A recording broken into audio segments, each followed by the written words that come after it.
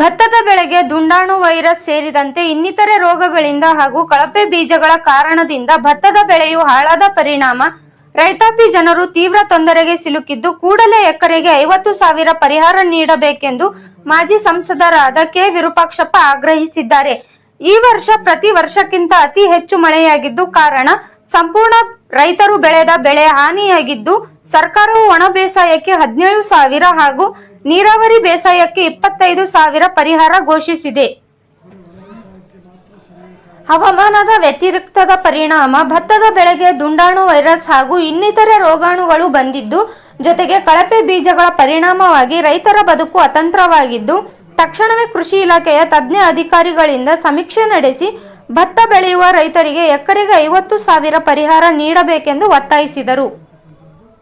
ಹಾಗಾಗಿ ನಾನು ಈಗಾಗಲೇ ಸರ್ಕಾರಕ್ಕೆ ಒತ್ತಾಯ ಮಾಡುವಂತಹದ್ದು, ನೀವು ಬರೀ ಒಣ ಬೇಸಾಯಕ್ಕೆ ಮಾತ್ರ ಪರಿಹಾರ ಕೊಡುವಂತಹದ್ದಲ್ಲ, ನೀರಾವರಿ ಬೇಸಾಯಕ್ಕೂ ಕೂಡ ಎಲ್ಲೆಲ್ಲಿ ಯಾವ್ಯಾವ ಭತ್ತದ ಬೆಳೆ ಹಾನಿಯಾಗಿದೆ, ಯಾವ ರೈತನಿಗೆ ಹಾನಿಯಾಗಿದೆ ಆ ರೈತನಿಗೆ ನೀವು ಪರಿಹಾರ ಕೊಡ್ತಕ್ಕಂಥ ಪ್ರಯತ್ನ ಆಗಬೇಕು ಸರ್ಕಾರದಂತಕ್ಕಂಥ ಒತ್ತಾಯವನ್ನು ನಾನು ಮಾಡ್ತಾ ಇದ್ದೀನಿ.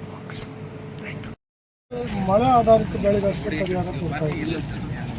ಇಲ್ಲಿ ಭತ್ತನೂ ಹಾಳಾಗಿ ಹೋಗಿದ್ದಾವೆಲ್ಲ, ವೈರಾಣು ರೋಗ, ದುಂಡಾಣು ರೋಗ ಮತ್ತು ನಿಮ್ಮ ಡೂಪ್ಲಿಕೇಟ್ ಬೀಜ, 3 ಕಾರಣಗಳು.